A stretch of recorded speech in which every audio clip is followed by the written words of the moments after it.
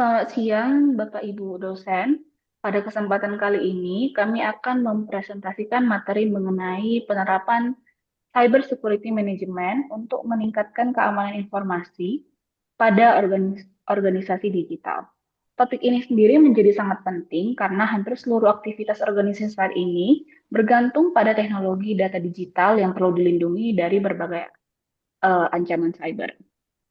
Kami sendiri terdiri dari saya, Irma Novitasari Sinaga, ada teman saya Christine May Oktaviani Saragi, dan ada teman saya juga Ramadhani Yohana GSF Sormin. Nah, latar belakangnya, transformasi digital telah membuat organisasi semakin bergantung pada sistem informasi untuk menyimpan dan mengolah data. Kondisi ini memang meningkatkan efisiensi kerja, namun juga membuka peluang munculnya berbagai ancaman cyber seperti malware, phishing, ransomware, dan kebocoran data. Oleh karena itu, organisasi membutuhkan sistem manajemen keamanan cyber yang mampu melindungi aset informasi dan menjaga keberlangsungan operasional. Dalam pembahasan ini terdapat tiga rumusan masalah utama, yaitu memahami pengertian dari cyber security management, mengetahui dampak ancaman cyber terhadap organisasi, dan memahami bagaimana penerapan keamanan cyber dapat meningkatkan perlindungan informasi. Adapun tujuan dari pembahasan ini adalah memahami konsep keamanan cyber, menganalisis risiko dan ancaman yang ada, serta mengkaji penerapan keamanan cyber dalam organisasi digital. Cyber security adalah serangkaian kebijakan, teknologi, dan prosedur yang digunakan untuk melindungi sistem komputer, jaringan, aplikasi, dan data dari ancaman cyber. Tujuannya adalah menjaga informasi agar tetap aman dari akses tidak sah, pencurian, kerusakan, maupun penyalahgunaan. Dengan adanya cyber security, organisasi dapat menjalankan sistem informasinya secara aman dan berkelanjutan. Nah, konsep dasar ada SIA Tria, terdiri dari tiga, yaitu confidentiality atau kerahasiaan. Yang kedua ada integrity atau integritas. Yang ketiga ada availability atau ketersediaan. Confidentiality berarti menjaga kerahasiaan data agar hanya dapat diakses oleh pihak yang berwenang. Integrity berarti menjaga keakuratan dan keutuhan data sehingga tidak dapat diubah tanpa izin. Availability berarti memastikan sistem dan informasi selalu tersedia ketika dibutuhkan oleh pengguna yang berhak. Selanjutnya dilanjutkan oleh teman saya. Selanjutnya yaitu cyber security dalam organisasi digital. Dalam organisasi digital, berbagai data seperti data pelanggan, data keuangan, dan dokumen operasional merupakan aset yang sangat berharga. Jika data tersebut bocor atau hilang, organisasi dapat mengalami kerugian finansial, gangguan operasional, bahkan kehilangan kepercayaan publik. Oleh karena itu, penerapan cybersecurity menjadi bagian penting dalam menjaga keamanan aset digital dan mendukung kelangsungan bisnis. Selanjutnya adalah tren global ancaman cyber.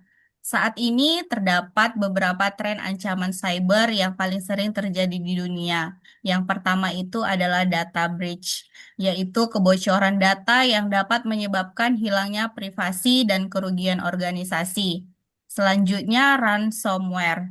Ransomware yaitu yang menginskripsi data korban dan meminta tebusan. Yang ketiga adalah resiko keamanan cloud akibat meningkatnya penggunaan layanan cloud computing. Dan yang terakhir adalah ancaman keamanan perangkat mobile yang terhubung ke jaringan organisasi. Selanjutnya adalah information classification dan privacy. Informasi dalam organisasi perlu diklasifikasikan berdasarkan tingkat kerahasiaannya.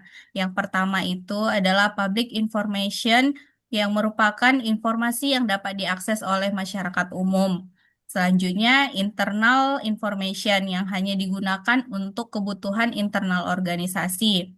Selanjutnya, confidential information, yaitu yang berisi data sensitif yang aksesnya dibatasi. Sedangkan restricted information merupakan informasi dengan tingkat kerahasiaan yang paling tinggi. Klasifikasi ini membantu organisasi menjaga privasi data, mengendalikan akses informasi, mencegah kebocoran data, dan meningkatkan kepercayaan pengguna. Selanjutnya yaitu ragam ancaman serangan cyber. Terdapat berbagai jenis serangan cyber yang dapat mengancam organisasi. Yang pertama itu contohnya adalah malware yang digunakan untuk merusak sistem.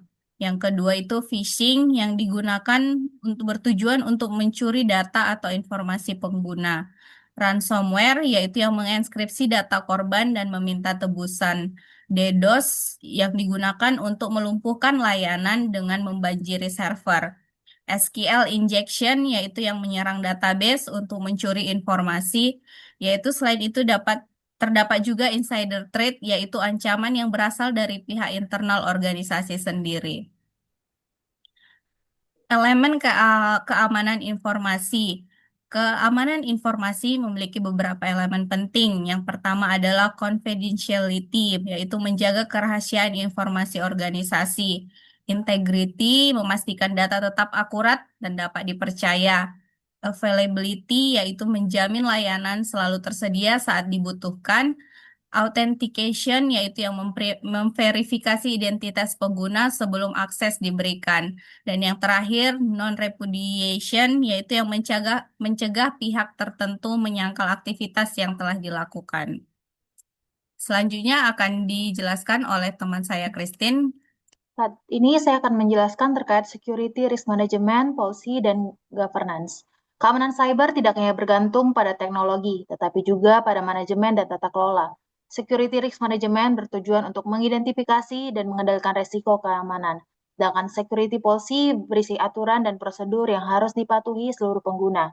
Sedangkan security governance itu memastikan bahwa seluruh aktivitas keamanan informasi berjalan sesuai tujuan organisasi dan mendapatkan dukungan dari manajemen.